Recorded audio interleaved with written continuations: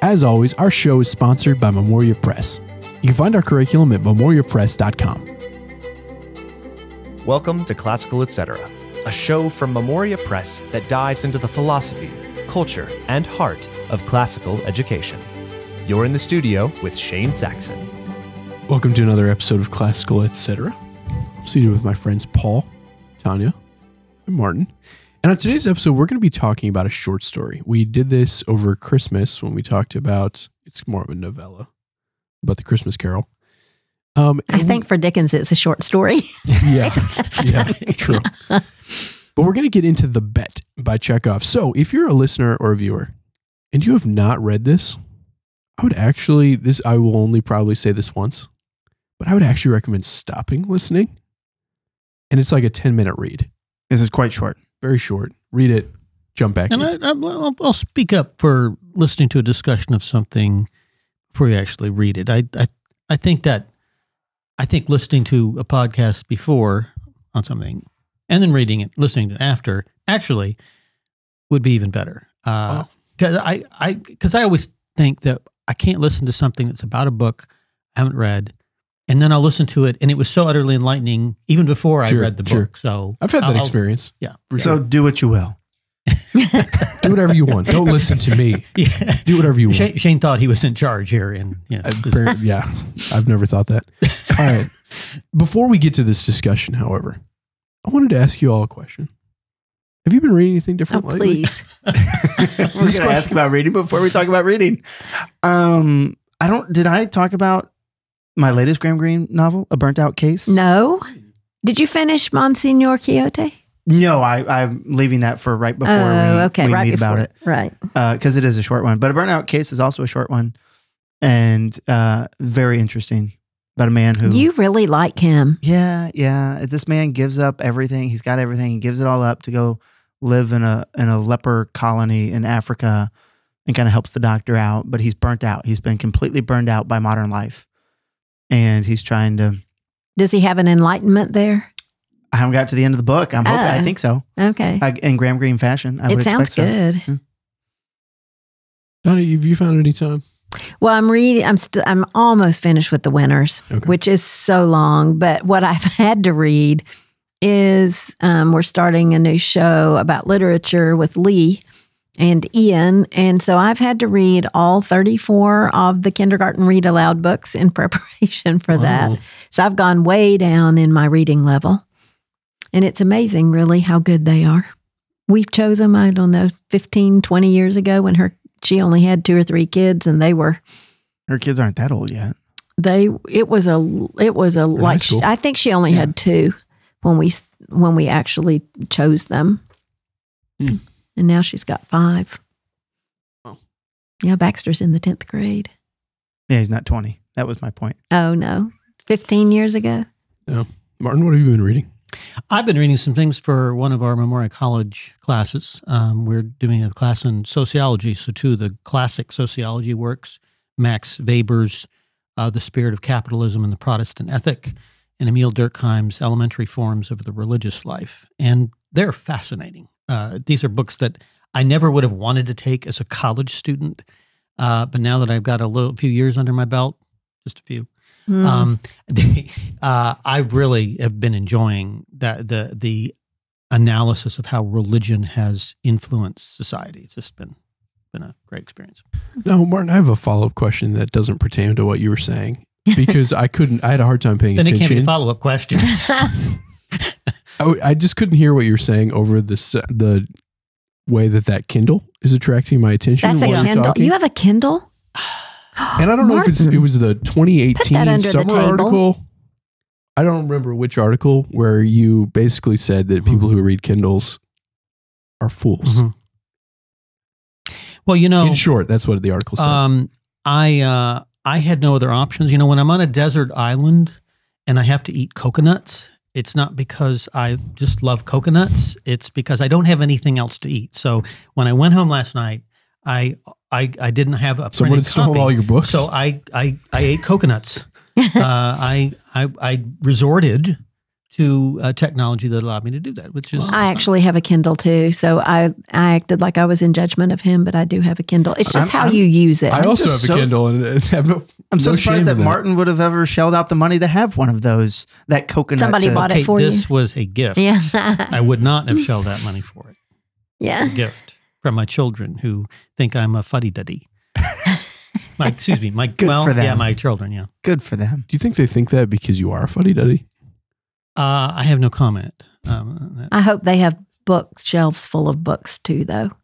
Oh, my grandchildren. Yeah, my children and my grandchildren are big book readers. I mean, every one of our grandchildren, they'll crawl up in your lap and say, "Read to me, read." My youngest, we went out to dinner last night with my second son and his wife, and our 1-year-old grandson, our fourth, and he's literally 1 year old, and he will sit with a book and leaf through the pages.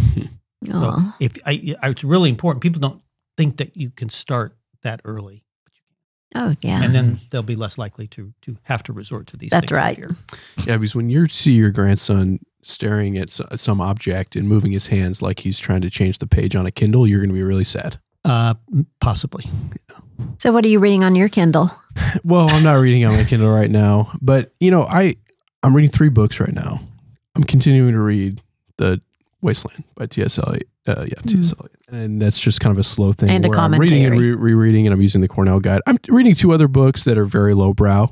That is just because I'm reading something that's more dense. I won't even mention the names of said books. One's a crime fiction book. One is film criticism. But I would be concerned that saying the titles would be an endorsement, and I'm not endorsing said books necessarily. But maybe talk to me afterwards, and I'll tell you. Martin likes crime fiction. Well, okay. So I was having this Twitter messaging thing with an editor of a large state newspaper who's a good friend of mine, the editorials editor, and she's always pushing P.D. James on me. I love P.D. James. Now that's really a British murder mystery. Right. It is a British murder mystery. Yeah. And he's a poet. No, not P.D. James. The Dalgliesh is the one her protagonist is a poet. Okay. Yeah, he writes poetry. Oh, wow. If she saw that we had been discussing this and I'd promised to read it in the message I sent her like 2 years ago, and she said, "Oh, by the way." So she is worth reading. Yeah, okay. So let's turn our attention to The Bet by Chekhov. First, Martin, initial reactions when you read this short story. It's really short. That was my first reaction. Was that it was So that it was it's not so even short. really, yeah. Yeah. Tony, what about you? Initial reactions? Oh, I liked it. And Russian lit is not my favorite because it's so cold. But this one doesn't talk about the climate at all. So I didn't have to think about people in fur coats in the snow standing in bread lines like you do with Tolstoy and Dostoevsky. That's a good point. But I liked it. I thought it made a good point. I was interested. First of all, I think Chekhov was a very nice looking young man. I looked him up. He's pretty handsome. But I looked him up because I really didn't know a lot about him. I had read The Cherry Orchard. Is that the name of the? Yeah. I'd read that in college, and I haven't read any Chekhov. I haven't read anything else, and I certainly don't remember that one. But it said, the bio that I read of him said that he became an atheist in later decades of his life. And so I was really curious because so he wrote this book this story in 1889, which was within the last decades of his life because he died in 1904. Yeah, he was 44, but it doesn't read as something written by an atheist. So now I'm confused. Does anybody know the I don't history? That would be a good question. Maybe for later in the discussion is, if you didn't know that, what would you guess? Yeah, I think that's right. Is there really is some kind of religious or theological statement being made here, and it seems like that's what he's trying to get us to talk about. Or am I just tying theology into just the moral goodness of of knowing that money isn't the most important thing. Do my Christian values just affect? Well, I mean, one of the questions we're going to have to ask on this story is the conclusion nihilist? In which case, you don't need a Christian author. You don't expect a Christian author to be sending that message out. Before we get there, Paul, initial reactions to the story? Well, I've read it a couple times before, and I've participated in groups a couple of times where we've discussed this.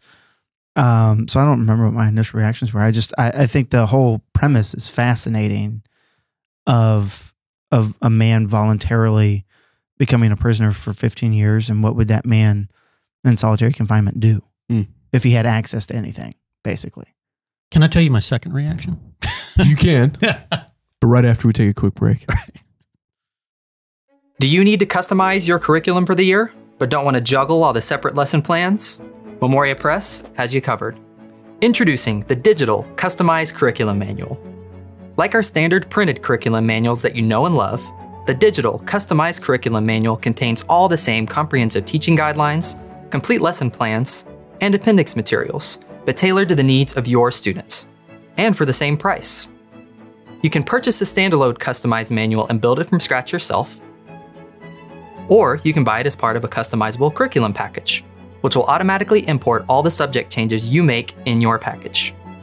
No matter how you purchase, you can always navigate to My Curriculum Manuals on your account at memoriapress.com to download your customized curriculum manual and get the latest updates to your lesson plans.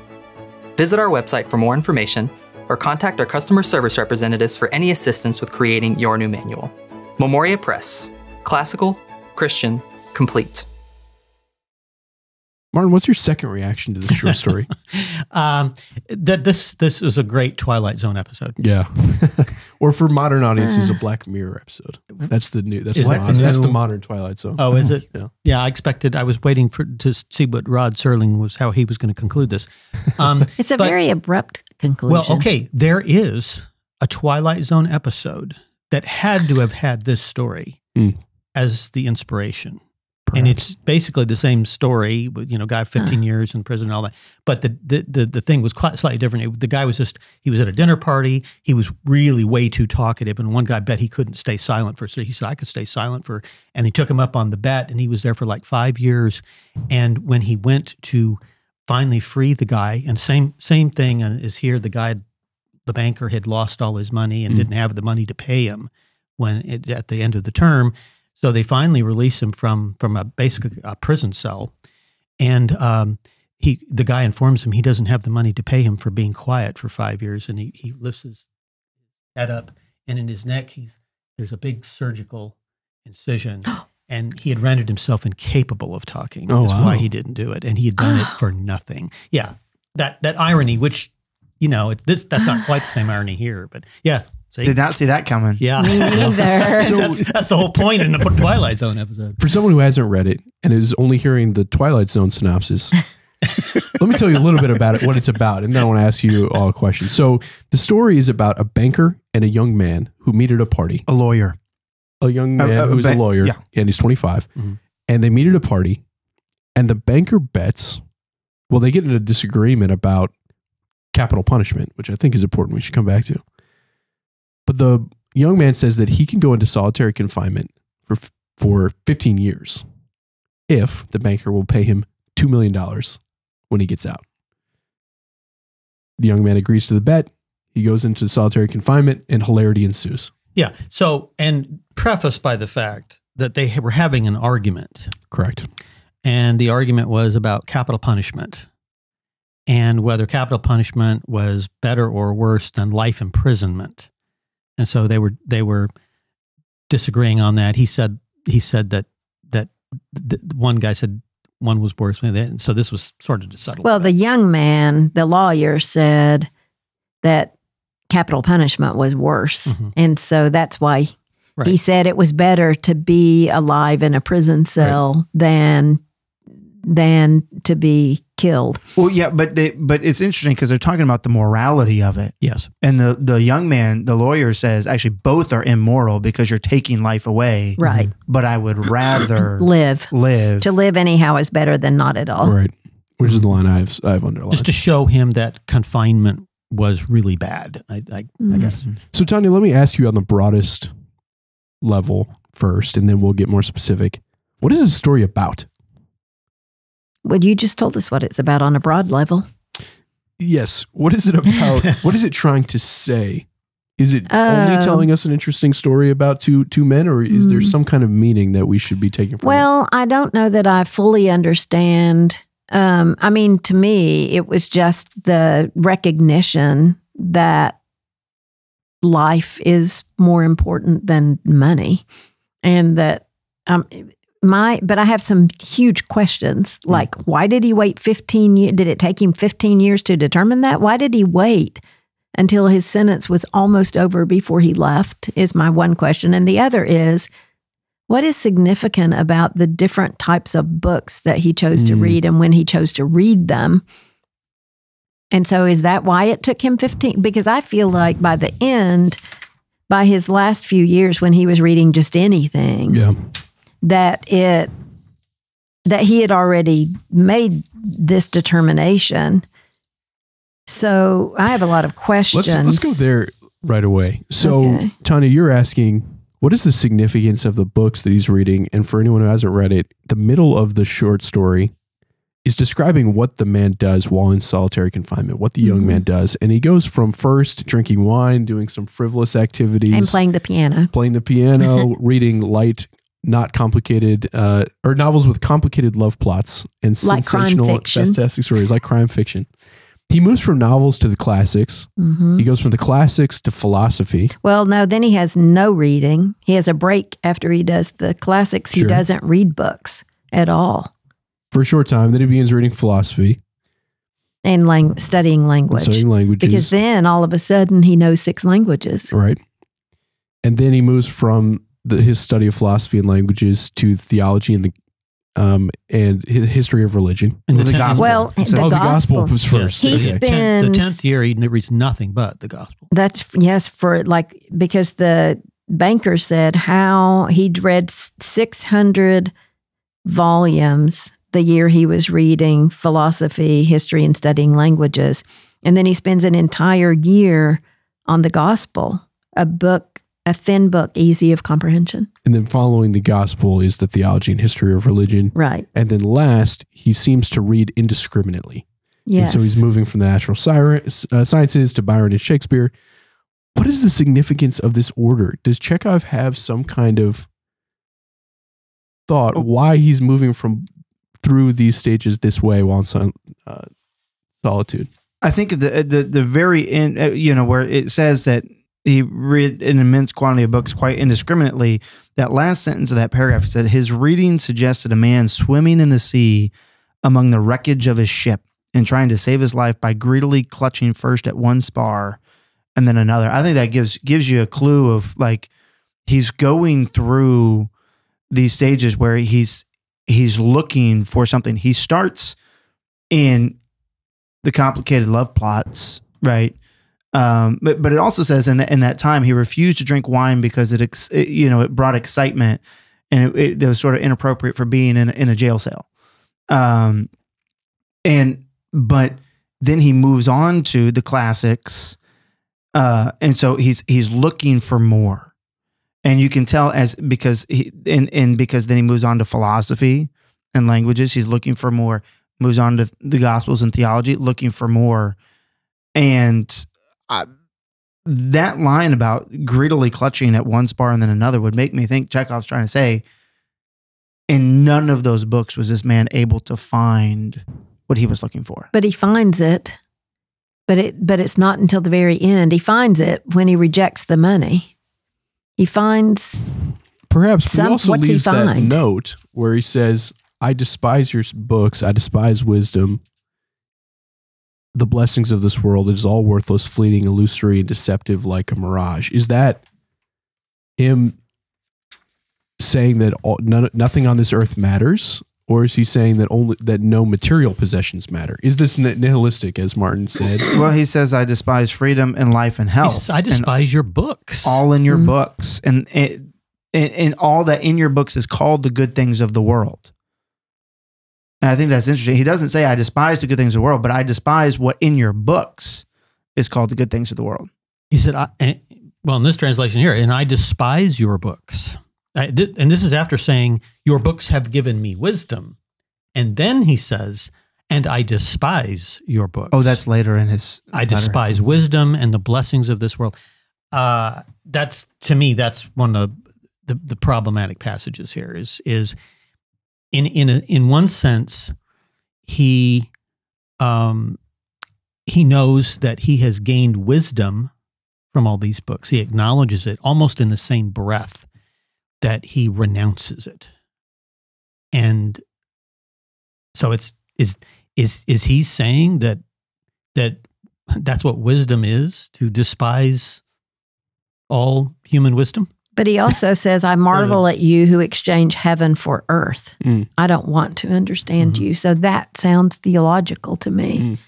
But I don't know that it is, because he has said, I despise the wisdom in the books, so basically that includes the Gospels that he spent a year reading. So I don't know. Which would be consistent with your finding that he became an atheist. Yeah. Yes.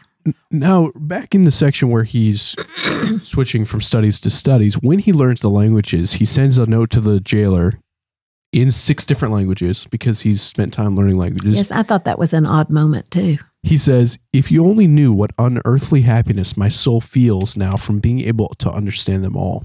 If you only read to this point, you could make a case that this is kind of a Plato's cave kind of situation where he starts with the trivial, and as he learns and learns and learns, he realizes that the people who haven't spent time in solitude, haven't spent time studying the classics and growing in wisdom, they're foolish because they're spending their time on trivialities and money like the banker.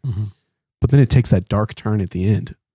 Do you think that he is actually saying that this learning is worthless, or is he just saying its value needs to be evaluated in perspective from our mortality? Well, he pretty much says it's worthless. And where's he go? Well, that was interesting to me because when I was rereading it for our conversation, I thought it ended with the guy running out the window, right? With the lawyer running out the window.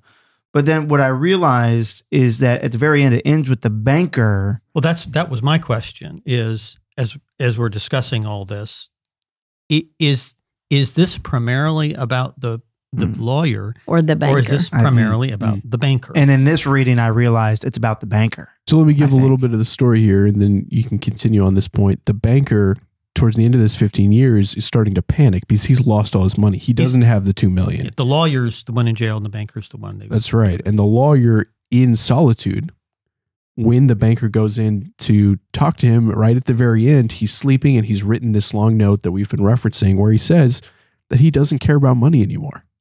And the banker is so relieved.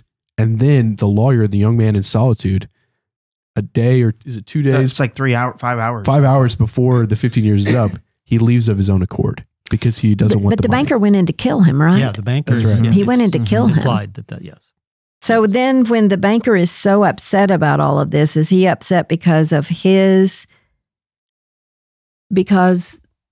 failure as a moral person? Well, so when I read, he kissed a strange man on the head and went out of the lodge weeping, I thought, oh, those are tears of joy because he gets to keep his money. But then, he says, at no other time, even when he had lost heavily on the stock exchange, had he felt so great a contempt for himself. I think he realized the lawyer had become wiser than him and a better person than him. But then there's no actual change of action, because in the last paragraph, the banker goes to make sure the prisoner did in fact flee, and to avoid arousing unnecessarily talk, he took from the table the writing which the millions were renounced, and when he got home, he locked it up in the fireproof safe. Okay, I don't understand that either. So he's still holding on to his money.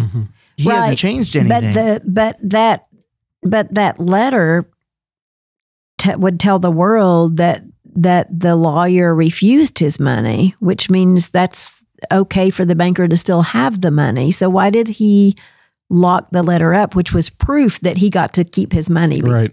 I think it's contempt for himself, because that letter shows that the lawyer's the better man. And the banker doesn't want to, I think he recognizes it, but he doesn't want to become that better man. He wants to continue. You're tempted to think that this story is about the enlightenment of the lawyer who's the prisoner. But really, that's just a means to the enlightenment of the banker. Is it an enlightenment, or is it just well, I think he going to change his life? He now sees himself more clearly. He has contempt for himself because of... He's got contempt, but my point is, even though he's got that contempt is not a motivation for action for him. Well, we don't know because of this abrupt ending, really. So I think this brings us back to the first page. Do we think that maybe this story is actually about this question? Of capital punishment? Of capital punishment. Yeah, that was going to be my question. Yeah. Is it immoral to, we don't have to answer this question. I know there's a political element to it, but is it better to live in every situation? I mean, that seems to be the question. Is the young man right? And does he stay consistent in that belief that life is to be preferred? Well, I mean, he says the way this argument is stated near the beginning is capital punishment kills a man at once. This is, I think, the lawyer talking here, I believe. But lifelong imprisonment kills him slowly. When he says that, is he killed slowly in this long imprisonment? Well, he comes out. He's got his hair's become white. He's emaciated almost. He's frail because even the banker thinks I could suffocate him and nobody would think that. Well, yeah, because the death penalty is more moral and more humane, which is what the banker was going to do to the lawyer. He was going to take his life. And you almost think, really, that should have been fine with the prisoner because he's basically renounced everything. So in one sense, the lawyer has proven that life imprisonment is the worst thing because of what has happened to him. I think it's Chekhov's message about the lawyer is that he's become a nihilist. He's rejected everything. So that's the worst thing that could happen to a person. And is that a necessary outcome of being in prison, solitary confinement, or is it the necessary outcome of learning? Like, if you learned everything there was to learn, would you be a nihilist? Because that's what this person did.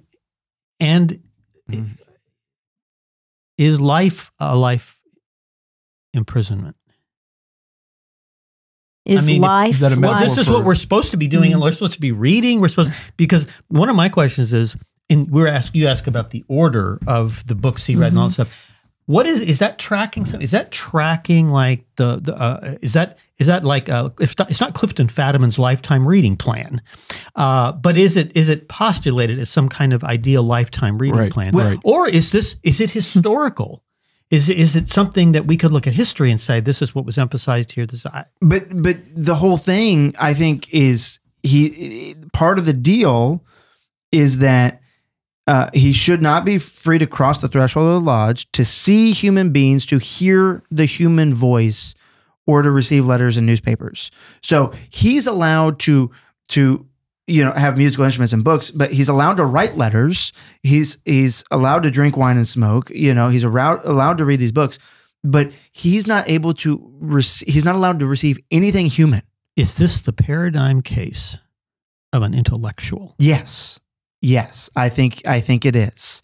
It is that person completely detached from the human real life, but is so immersed in books that they end up in nihilism. Yeah, if you live your life in complete abstraction, this is what can happen to you. Where if you're not around other people, if you're not in society with other human beings, and all you're doing is feeding yourself intellectually, is this the end result of that? So even the gospel read over and over for a year isn't enough without that human community. I mean, if you don't have people loving you, people to love, it's theology without church.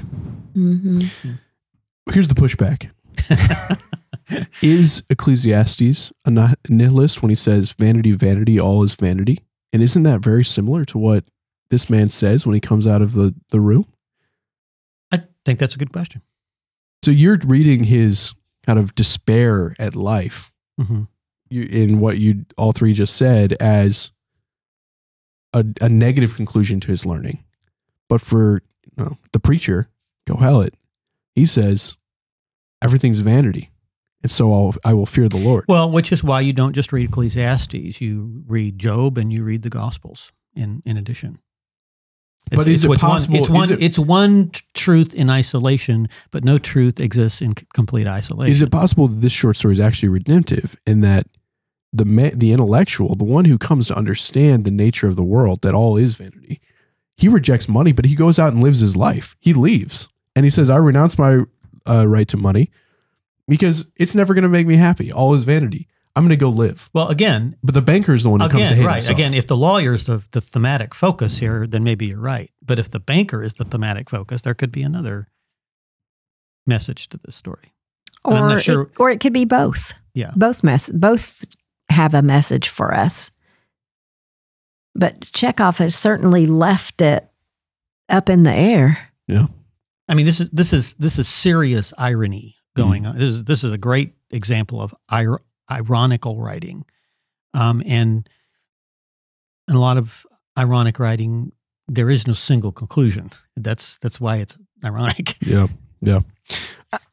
I am curious about the original language in the phrase that's translated. So I marvel at you who exchange heaven for earth.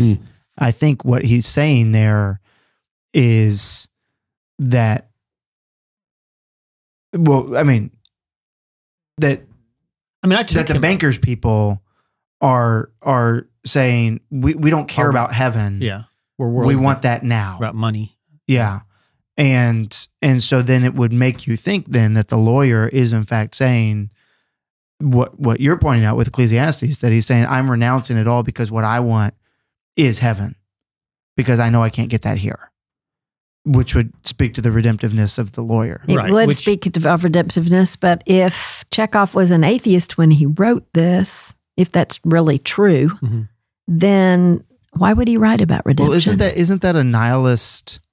I mean, doesn't a nihilist end up saying vanity of vanities, all is vanity, but there's no solution after this life? Well, yeah, I mean, because to Shane's point, it maybe the message is vanity of vanities, all is vanity here on earth. But that's a worldly observation. And that's where the nihilist stops. Well, depending on the nihilist, I think that's valid. So I think this has been a great discussion of the short story, and I want to bring it back around. We always try to connect things back to classical education and our work. This kind of short story is what we're trying to help prepare our students to engage with. Can you think of other reasons why we should be reading or regularly reading short stories like this, whether in community or on our own? And what is the value of jumping into something like this that is, as we've discussed it, the four of us are not totally sure what it's about. We're doing our best. What is the value of a short story like this, preparing our students and encouraging adults to engage with it, given that maybe Chekhov's view is that it's not valuable, that it's vanity at the end. What's the value for people to read short stories? Yeah, does this tell us that classical education is vanity? Yeah.